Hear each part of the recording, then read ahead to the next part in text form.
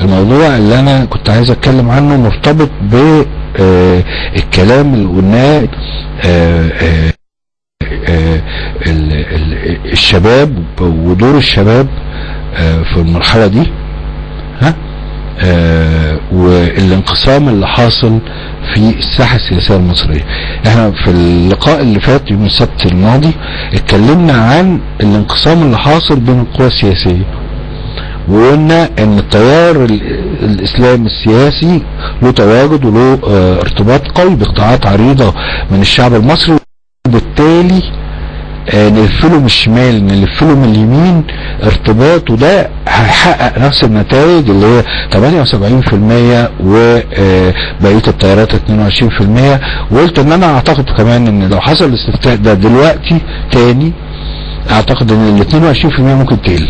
طبعا ده كلام ممكن يزعل ناس كتير جدا، بس لازم نوضح بعض النقط ان دي مش امنيتي، ان القوى الليبرالية والقوى اليسارية والقوى الاشتراكية والقوى القومية والقوى النصرية انها تحصل على 22%. بس في الحقيقة ده الواقع مش ما اتمناه او ما اسعى اليه، بالعكس ما اسعى اليه ان احنا بدل ما نضيع الجهد والوقت في ممحكات قلت عليها انها بالبلدي بتتسمى تماحيك، في ان لا نعمل الدستور الاول، لا نعمل، وقلت ان انا رأيي ان احنا نعمل الدستور الاول، ولكن توجيه الجهد في هذا الاتجاه، في اتجاه لا الدستور الاول قبل الانتخابات، لا بعد الانتخابات، لا انتخابات رئاسة الجمهورية، كل ده مضيعة للجهد والوقت وهروب من المأمورية الأساسية الملقاة على عاتق هذه القوى اللي حصلت على 22%. هذه القوى ملقى على عاتقها انها تنجز ما لم تنجزه في الفترات السابقة.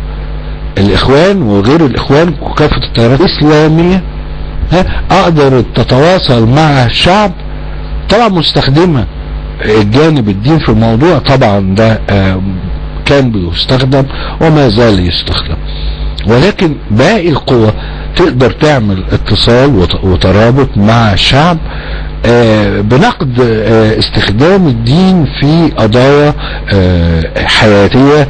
ما يجبش ان الدين يبقى الفيصل، يعني اللي يقول نعم يخش الجنة واللي يقول لا يخش النار، يعني ده دور على القوى الاخرى، قوى ال 22%. وانا ملاحظ ان بعد الجمعة الماضية اللي هي سميت بجمعة الغضب الثانية، ان التقديرات اولا الاعلام، يعني الفضائيات والجرايد في معظمها هي مع ال 22%، وانا شخصيا مع ال 22%، ولكن الخلل هو في ان انت لما تبقى مع حاجة فتجامل الحاجة، تبقى غير موضوعي.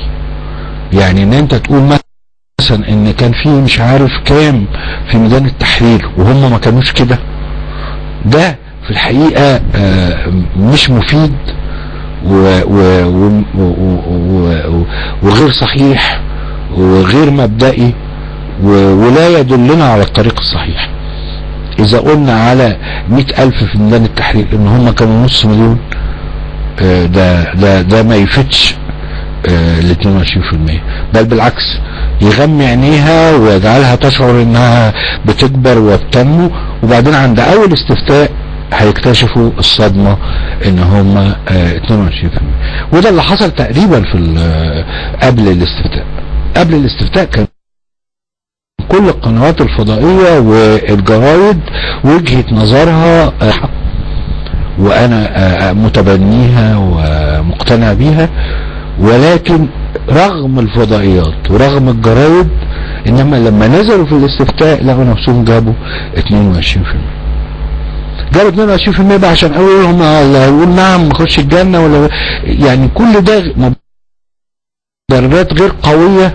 لان في الاخر اذا كنت مؤمن بوعي الشعب المصري، بانه يعني انك محترم هذا الشعب ومحترم وعيه ومحترم قدرته على التمييز، فكل الاسباب دي ان في يافطة قالت يقول نعم مش عارف ايه في اسكندرية ولا في اي بلد ولا حد في جامع او كذا، انت في الحقيقة شاكك في وعي هذا الشعب. مش بتكلم عن الامية، مش بتكلم عن الثقافة. الوعي حاجة والثقافة حاجة والامية حاجة. الامية اسهلهم انه ما يعرفش يقرا ويكتب. الثقافة ان هو مطلع على ثقافات عديدة سواء باللغة العربية او باللغات الاجنبية. الوعي هو ده بقى الاساس. الوعي ده تراكم خبرات شعوب مرات الالاف من السنين بتشكل وعي هذا الشعب، اللي بيتطور وقت عن الاخر وبيتراكم خبراته من خلال حاجات كتير جدا جدا. فممكن يبقى شخص امي وغير مثقف ولكنه واعي لمصالحه وما يدور حوله. واحنا بنقابل النماذج دي كتير جدا في بسطاء الناس، انه بيلخص لك القضية كلها في كلمتين بتلاقيهم فعلا هم دول جوهر الموضوع، وانه فعلا رأيه صحيح وصائب، وانه عنده قدرة على يعني النظرة الثاقبة انه يشوف بالظبط ايه اللي حاصل. بعكس بقى المثقفين والسياسيين وكذا اللي ممكن يتكلم 4. طبعا ده مش عيب، ولكن في آليات معينة، في طبائع معينة، في عادات وتقاليد، في لغة، في مفردات لغة، دي اللي بتقربنا من هؤلاء الناس اللي هم ممكن يبقوا أميين او نسبة كبيرة منهم أميين، ونسبة كبيرة منهم ما جت لهمش فرصة الثقافة. الثقافة دي فرصة. اللي اتربى من وهو صغير في الحقل وبيزرع وبيقلع وبيشيل وبيودي من وهو طفل صغير لغاية ما كبر لغاية ما اتجوز، ده يتثقف فين؟ غيرك انت بقى لقيت بابا وماما وربوك وصرفوا عليك وودوك احسن مدارس وتعلمت لغات وقريت وتثقفت ورحت السينما اللي مش عارف فين وقريت الكتاب ايه وعملت رواية ايه، واصدقائك في المدرسة كلهم ولاد ناس قوي وقاعدين بيتكلموا في قضايا ثقافية وفلسفية وقريتوا الثقافة وكتب الثقافة دي مش اي حد، يعني مش اي طبقة في الشعب عندها فرصة انها تاخد الثقافة دي. طبقات المطحونة كلها مفيش كتاب هتلاقيه في اوضة تحت سلم عايش فيها 10 تنفار كلهم بيشتغلوا بيتخانقوا مع بعض ويضربوا بعض وبتاع، هتلاقي في الاوضة دي على جنب كده في رف مكتب كتب.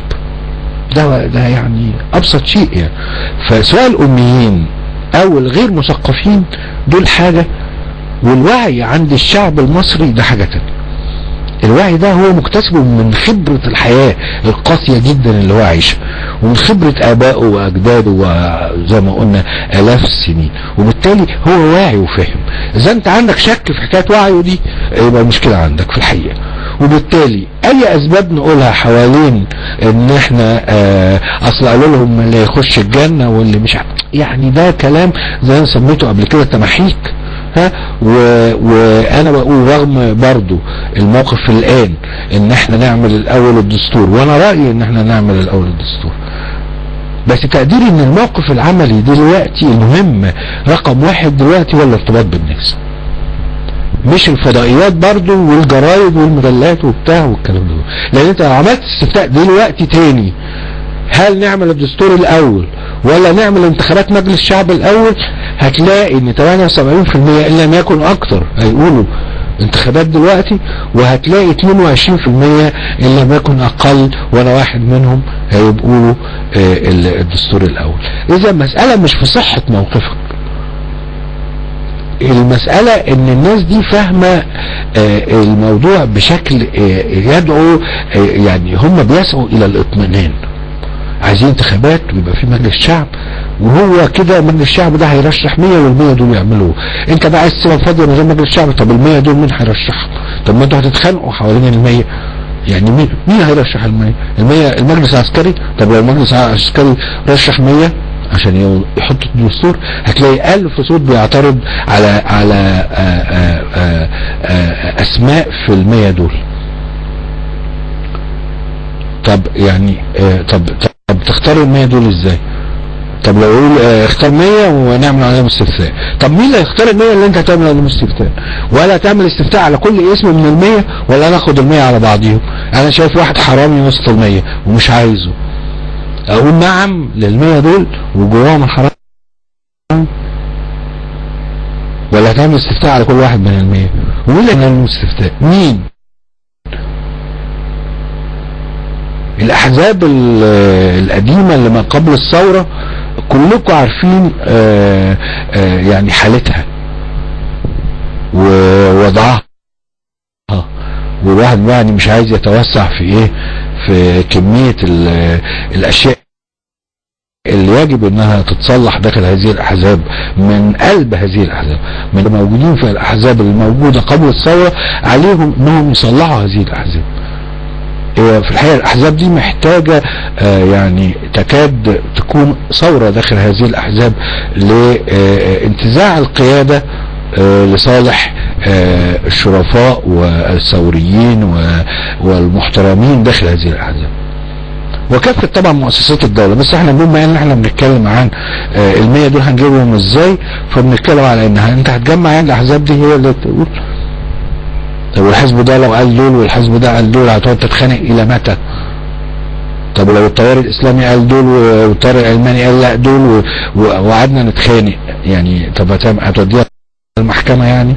طب القاضي ملهوش دعوة يقول لك ده ولا ده ولا ده ولا ده، هو يبقى ال100 بتوع طب المجلس العسكري، احنا قلنا لو جاب المجلس العسكري هيطلع لك مليون صوت يقول لك يا وبيفرض علينا وكذا وكذا، والاسماء دي فيها ما هو عمل اللجنة اللي صاغت التعديلات الدستورية اللي كان فيها الاستاذ صبحي صالح المحامي عضو جماعة الاخوان المسلمين اللي عامل كمية مشاكل لا حصر لها دلوقتي، وكل فرض على تصريح الاخوان جزء اخوانجية يجيبوا اخوانجي صغير وكأن بقية الناس دول كفرة يعني، حاجات كتيرة قوي. اشمعنى اخترت صبحي صالح المحامي عضو جماعة الاخوان المسلمين، وفين اللي يسار وفين الناصريين وفين الليبراليين وفين الاشتراكيين وفين العلمانيين؟ ما مثلتهمش جوه لجنة التعديلات. ده انتقادات قديمة. يقولوا ان احنا قدام موقف عملي، انا مؤمن بحاجة صح ولكن عمليا انا بشتغل وبخسر، مش بكسب ارضية جديدة. ان ده العبر الفضائي طبعا، لان الاستوديوهات بتبقى مكيفة وبيطلع في التلفزيون وكل الناس تشوفه ويقولوا الله على كلامه الجميل. الكلام في الجرايد نفس الشيء، بيدي برستيج كده ووضع وحد يعني ابو مين بقى اللي بيكتب مقالة وعليها اسمه وصورته او كذا. الاعلام مغري، الاضواء مغرية. ان ما تخلصناش من هذه العيوب اللي كانت موجودة من قبل الثورة وتوجهنا للعمل مع الجماهير كما فعل الاخوان المسلمين، اديتك هيفضلوا 22 وهيقلوا كمان مش هيزيدوا. وعقبال بقى ما وجهة نظرك توصل للجماهير الواسعة هتاخد لها 50-60 سنة يكون بقى الاخوان هم اللي في الحكم وكذا وكذا وكذا. ده الوضع اللي هيحصل، ده الوضع الطبيعي اذا فضلنا نستمر بالنضال عبر الفضائيات والنضال عبر المانشيتات الصحف والجرائد. مش دي يا جماعة القوة الضاربة التصويتية. مين من الناس اللي بتطلع ما هماش اللي قاعدين بيتفرجوا على كلامك الجميل، خصوصا بقى لما كلامك يبقى فيه ايه العصف الذهني والتيار الرئيسي المصري والديالكتيك وحوار الحضارات والكلام الجميل ده. فطبعا ملايين البسطاء من الشعب المصري اكيد الكلام ده هيبقى بالنسبة لهم يعني ممكن يقولوا الله مش فاهمين انت بتقول ايه، وهيقتنعوا بان اللي يقول لهم الكلام ببساطة ان ده عشان كذا كذا كذا عشان مصلحتكم وده ضد مصلحتكم. هم يقتنعوا بده، بس شرط يبقى فيه احترام لهم، مش ان حد يقول ان هم يعني ياخدوا نص صوت لانهم غير مثقفين وجهلة وكده، والمثقفين اللي زينا ياخدوا صوت كامل. دي حاجة يعني بشعة. انا ما اعرفش مدى صحة هذا الكلام، عشان كده ما بقولش مين اللي قاله او بيقولوا مين اللي قاله، انما لو حد قال ده فده شيء بشع. اي حد مهما كانت ثقافته ووعيه يفتكر نفسه فوق الشعب هو شخص يعني جاهل، حتى لو معاه 10 دكتوراه و16 ماجستير وقاري 8000 كتاب واشرف شافهم وخد 8000 محاضرة وندوة ومناظرة. هو شخص جاهل. اللي نجح ثورة مصر هو الشعب المصري، مش اي حد تاني، مش اي حد تاني. اللي نجح ثورة مصر هو الشعب المصري. اللي قاد فتيل هذه الثورة وبدايتها ودفع تضحيات هم شباب الشعب المصري. الشباب بدأ وأصر وصمم ودعا الشعب للالتحاق به، ولأن الشعب تعبان بقاله 30 سنة تعبان، فشارك وبقوة مع الشباب، وده اللي نجح الثورة، وده للأسف بين قوسين هزم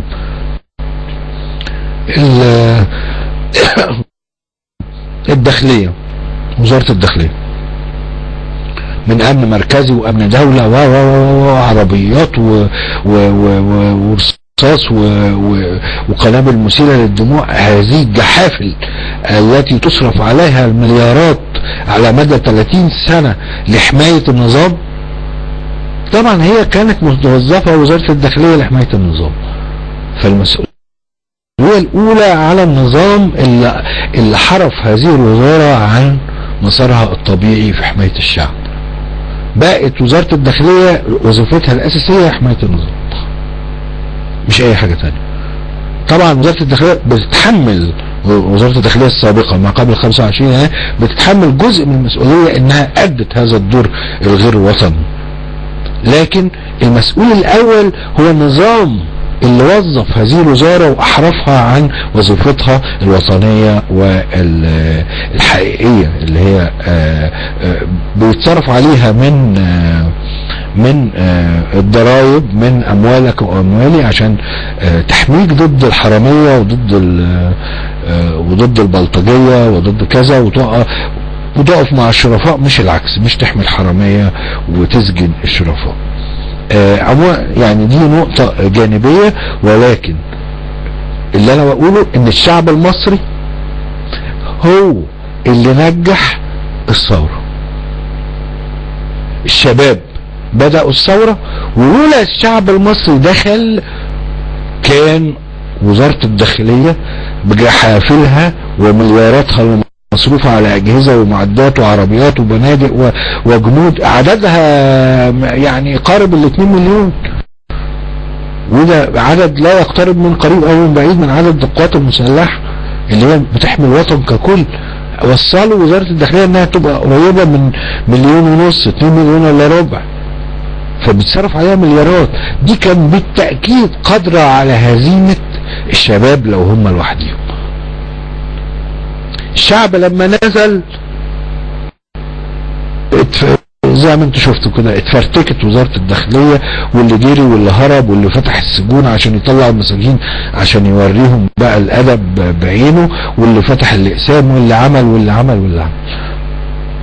الشعب لما نزل الثورة نجحت. ما ينفعش بقى الشعب ده نتكلم عليه على انه ايه غير كامل الاهلية بنص صوت، او هو صوت بنعم لانه ضلل دي يعني لازم يكون هو يعني غير واعي. لما حد يعني يضلل حد ده نصاب انه يضلل الطرف الثاني، ولكن بالاساس ان الطرف الثاني ساذج وجاهل واهبل وعبيط، فاي حد ممكن يضلله. يعني اذا قلنا ان ضلالة الشعب المصري يبقى الشعب المصري ده ساذج، يبقى لا يمكن انت مؤمن بان هذا الشعب واعي، لانه لو كان واعي ما كانش حد يعرف يضلله.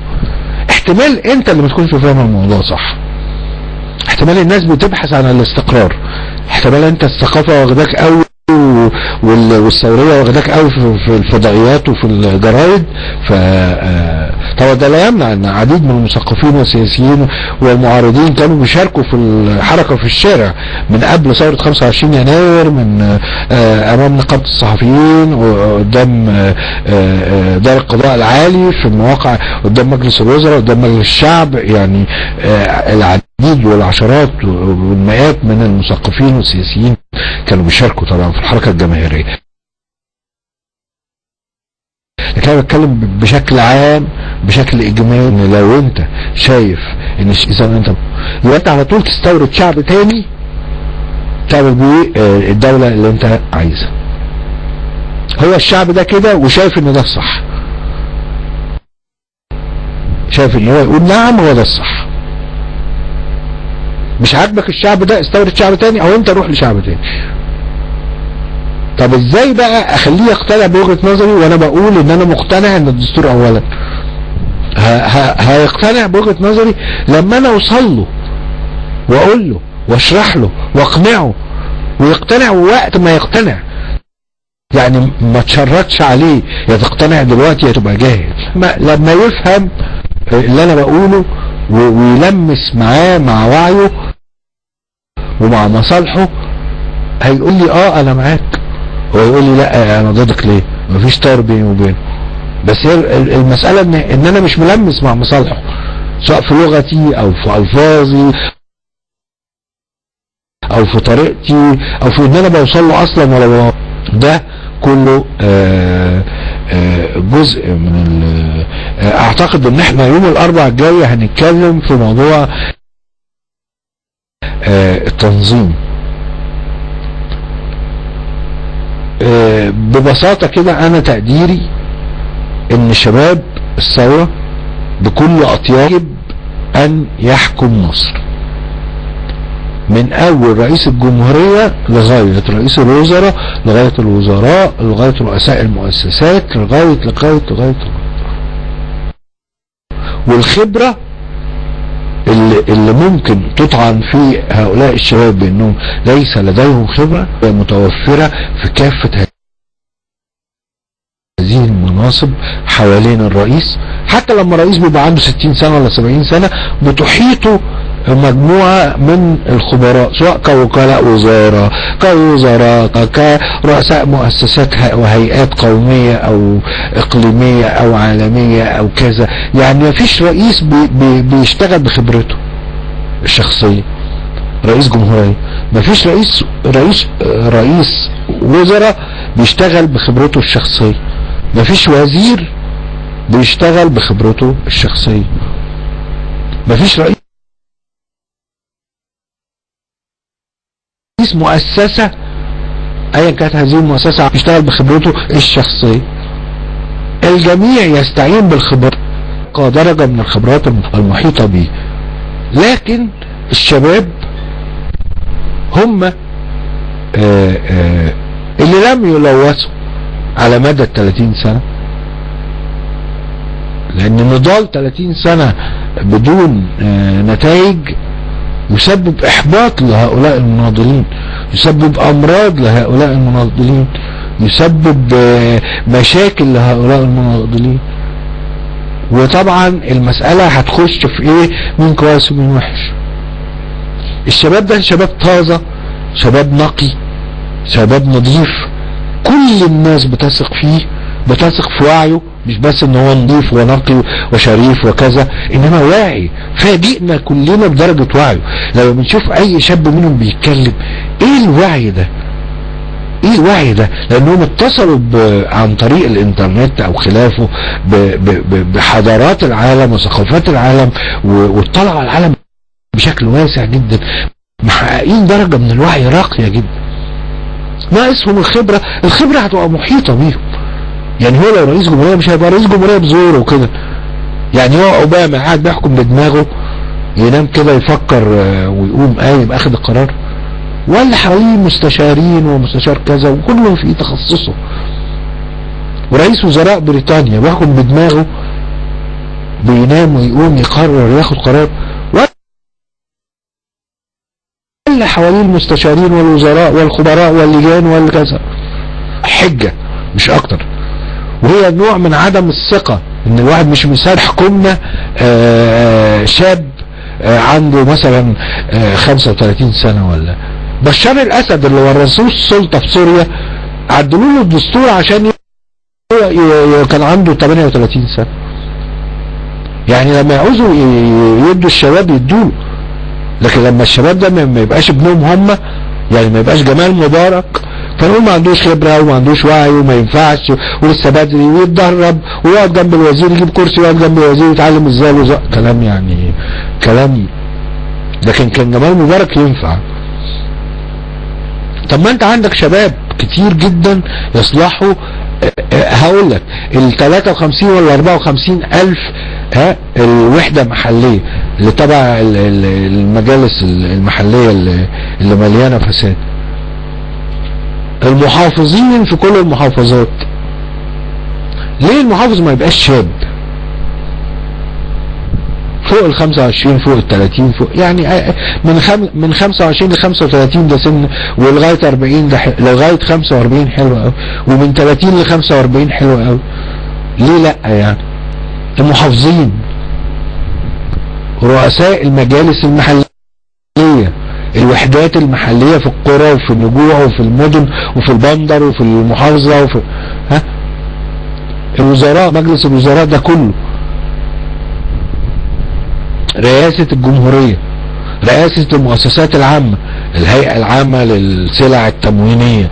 ليه ما يبقاش شاب ده يبقى تخصصه الدراسي وعلمه وبيحضر ماجستير مع ماجستير مع دكتوراه ايا كان؟ يعني ليه الناس دي ما تتولاش هذه مش بنقول 100%، بس على الاقل يبقى في نسبة كبيرة جدا للشباب ده، مش عشان هم قاموا بالثورة بس. يعني احنا مش قاعدين نرد جمايل، هم قاموا بالثورة فانا هنديهم ايه كرسي، لا مش بالمعنى ده اطلاقا، انما بمعنى الناس دي احنا نثق فيها، مصر كلها بتثق في هؤلاء الشباب. ما بتقابلش اي حد من غير ويبدي اعجابه الشديد بالشباب ده، قد ايه هو نظيف، قد ايه هو نقي، قد ايه هو طاهر، قد ايه هو واعي، قد ايه هو يعني كل الناس بتتغزل في هذا الشباب.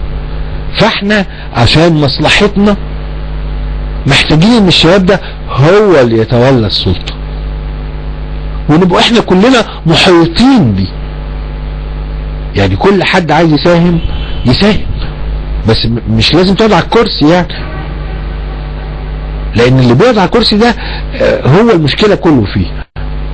يعني اي مؤسسة فيها فساد، نفس المؤسسة دي هتلاقي فيها العديد، عشرات ومئات والاف حسب حجم المؤسسة من الشرفاء داخل هذه المؤسسة، ولكنها تدار بشكل فاسد. يعني ممكن الفاسدين دول يبقوا 100 200 مثلا في الهرم كده، وبقية الالاف الناس اللي في قلب المؤسسة دي ناس شرفاء جدا، وبالتالي المؤسسة فاسدة.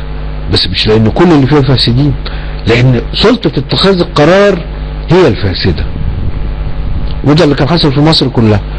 لو اعطيت سلطة اتخاذ القرار لحد انت بتثق فيه، حتى لو في فاسدين تحت، ما هو من خلال الخبرات المحيطة بيه، ومن خلال وعيه، ومن خلال نقائه وطهارته الثوية، هيستمدها من المحيطين بيه. لكن هيقدر ياخد قرار، ومش هيبقى متهور، مش هيبقى مجنون، وإلا ما كانش يعني قعدوا ليل ونهار يقنعونا بان جمال مبارك يحكم البلد. احنا رفضنا عشان هو يعني عشان حاجات كتير طبعا، عشان هو بياخدها كميراث، عشان هم سارقين البلد، عشان هم قاهرين البلد، عشان حاجات زي بشار الاسد. فانت مش يعني اشمعنى هنا بتوافق وهنا ما بتوافقش؟ يعني جمال مبارك بيقولوا احسن واحد ده شاب ممتاز، ده طب ولما نقول فلان الفلاني من شباب الثورة وحش كخة، لازم ابوه يبقى رئيس جمهورية يعني عشان نورثه او لازم يبقى استاذ في الجامعة عشان يشتغل معيد في الجامعة، او لازم يبقى طبيب عشان في كلية الطب يطلع معيد في كلية الطب ويبقى استاذ في كلية الطب او كذا. التوريث اللي حاصل في البلد كلها طوال السنوات الماضية، اللي هو كان تمهيد رئيسي فرشة يعني كله ورث عياله الاماكن اللي هم فيها، عشان لما نيجي بقى نورث ابن الحكم محدش يهمطه، يبقى عينيهم مكسوره. عموما ده موضوع كبير جدا، لان زي ما قلت هنتكلم عن التنظيم الذي يبرم بعد 1952، لان الضباط الاحرار اللي عملوا تنظيم الضباط الاحرار وقاموا بحركتهم في 52 ثم ايدهم الشعب فاصبحت ثوره، عرفوا يعني ايه قيمة التنظيم، وعشان كده جرموا وحرموا حد يهوب ناحية كلمة تنظيم. اول ما يتشم ريحة تنظيم الامن الدولة او الاول الامن السياسي او والمخابرات والبتاع يتظبط التنظيم يروح ورا الشمس، لان هم عرفوا قيمة التنظيم لما عملوا تنظيم الضباط الاحرار ونجحت حركتهم والشعب ايدهم واصبحت ثورة واصبحوا في السلطة. هم عرفوا قيمة التنظيم وبالتالي جرموا التنظيم تجريم. حتى لو انت قبل 25 يناير قاعدة كده في صالون ولا مع ناس او بتاع وجبت بس كلمة تنظيم، هتلاقي كل الناس اللي حواليك قامت مشيت او خافوا منك او اتداروا او كذا او كذا، لان كان في تجريم ممنهج عملي ونظري لكلمة تنظيم، في حين ان الشباب النهاردة من كافة التيارات